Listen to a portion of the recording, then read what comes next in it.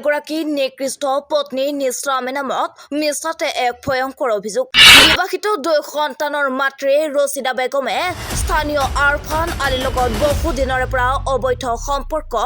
ৰক্ষা কৰি চলি আছিল কিন্তু হাতলতে ধৰিব পৰা নাছিল স্বামী হাৰুণ ৰছিদে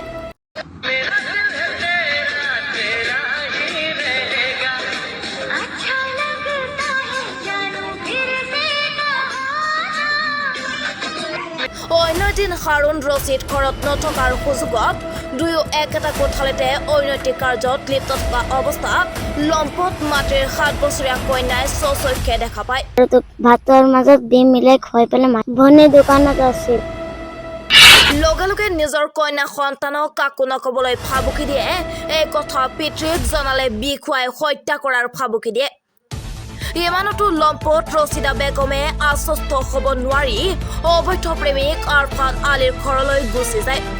তাৰ পাছত নিজৰ স্বামী আৰু দেউৰেকৰ ওপৰত ফাং জাতীয় ব্যৱসায় কৰাৰ মিছা অভিযোগ স্থানীয় চালনীবাৰী আৰক্ষী থানাত এজাহাৰ দাখিল কৰি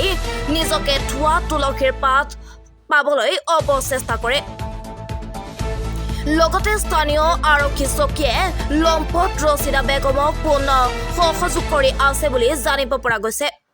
সেয়েহে স্থানীয় ৰাইজৰ দাবী আৰক্ষীৰ উদ্ধতম কৰ্তৃপক্ষই নিৰপেক্ষ তদন্ত কৰি প্ৰকৃত দোষী চিনাক্ত উচিত শাস্তি প্ৰদান কৰিবলৈ আহ্বান জনায় তই যে ভিডিঅ'বিলাক যে সবৰ মোবাইলে পঠিয়াইছে তই কি হাসিল কৰিব পাৰিছ হা তোৰ কি হৈছে তোৰ কি প্ৰব্লেম হৈছে তই যে গুলাইছো বিয়া হৈ গৈছো গোটেই 90,000 টকা লাগে মই তাৰ লগত বিয়া হলেনো তই কি কৰিবি কি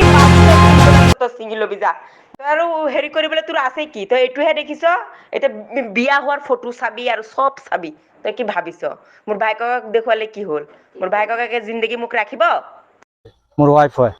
আৰু মই বহুত মানে বাধা দিছো বাধা দিয়াৰ পিছতো মানা নাই মই আছিলো কলমাৰা পৰা গৈছো পৰুৱা যে মোৰ শান্তি হ'ব কিন্তু শান্তিটো হোৱাই নাই তাৰ পিছত মই পৰুৱাৰ পৰা মই অৰুণাচল গুচি গৈছো কামৰ কাৰণে তাৰ পিছত কামৰ কাৰণে মানে তাত গৈ পেলাই শান্তি নাই সিহঁতে অলৰেডি কি কৰে ইয়াৰ পৰা মানে ল'ৰাটোক ফোন মাৰি তাত লৈ যায় তাত ৰুম ভাড়াও ৰাখিছে মোৰ আছে এটা ৰুম আছে মোৰ 2000 টকা লৈ ভাড়া মই গুচি যাওঁ কামত আৰু সেইটো ল'ৰা থাকে বেলেগ ৰুমত পিছত কামত যোৱাৰ পিছত সিহঁতে পুৰা মানে দুটা একেলগত হৈ যায় লিপ্ত হৈ থাকে এই ছোৱালীজনী এদিন আহি পেলাই স্কুলৰ পৰা আহি পেলাই চালে যে ডাঙৰটো আছিলে দোকানত আৰু মই আছিলো কামত আৰু ই স্কুলৰ পৰা আহি পেলাই চালে যে দুটা একেলগত বিচনাত শুই আছে যোৱা 25 তাৰিখে জুনৰ মই কামত গৈছো মোৰ ৰুমৰ পৰা 9 কিলোমিটাৰ দূৰত তাৰপিছত বেলেগ এটা ল'ৰা ঢেকীয়াজুলি ল'ৰা এটা ফোন মাৰি কৈছে দাদা তুমি ক'ত মই কৈছো মইতো ধিৰাং আহিছো কামত ভাবি আৰু মৌচুমী আৰু এই ল'ৰাটো এনেকুৱাত উঠি গৈ আছে আৰু টকা আনিছে 72,000 টকা দোকানৰ 20 আৰু মোৰ যে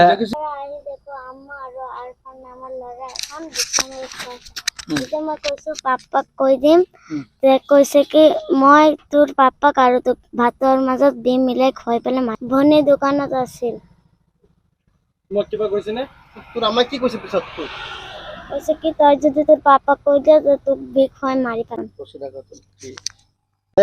এই লম্পট আৰফান আলী যেটো আছে আমাৰ কলমাৰা পুনিয়ানী গাঁৱৰ জমশেদ আলী ল'ৰা এই ল'ৰাৰ লগত এই হাৰুণ ৰছিদৰ ঘনীয়েক ৰছিদা খাতুন বেয়া কামত লিপ্ত হোৱাৰ কাৰণে মোক ৰাইজে অভিযোগ দিয়ে যে বোৱাৰীজনক তোমালোকে ভাল কৰিব পাৰা নে নাই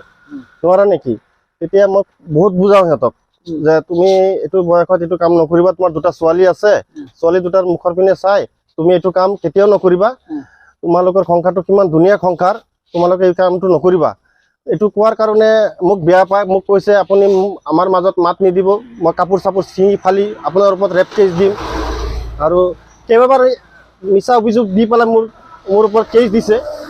কিন্তু তদন্ত কৰি পোৱা নাই এজন মাইকী মানুহৰ ওপৰত বোৱাৰীজনৰ ওপৰত কমচে কম বোৱাৰীজনে চালনীবাৰী থানাত 20টাৰ ওপৰত কেছ চলিছে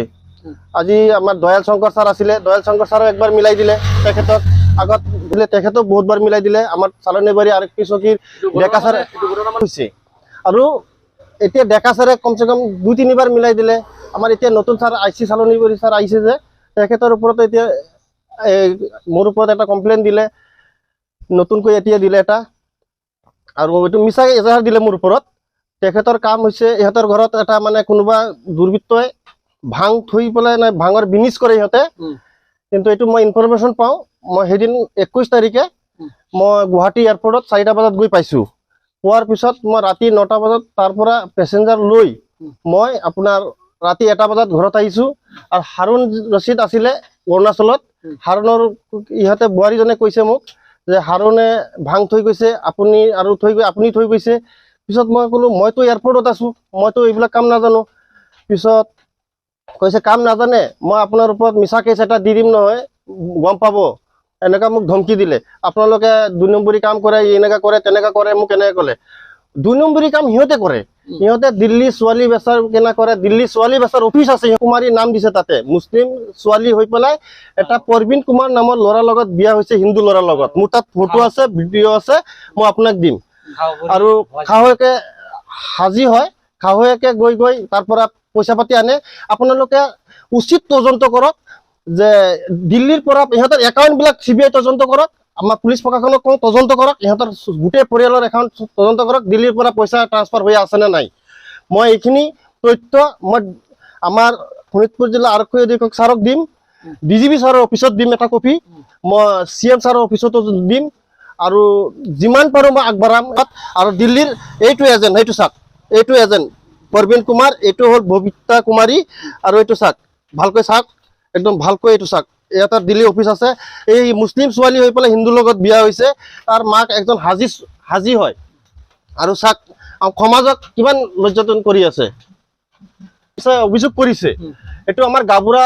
নিজে সাক্ষী দিব মই কি কৰি চলি আছোঁ মই বহুত কষ্ট কৰি চলি আছোঁ মই সদায় মই চালনীবাৰী IC ছাৰক মই আপোনাৰ যেতিয়াই ভাড়া লৈ যাওঁ তেতিয়াই লোকেশ্যন পঠাই দিওঁ যেতিয়াই ভাড়া লৈ যাওঁ তেতিয়াই অভিযোগ দিছে মোৰ ওপৰত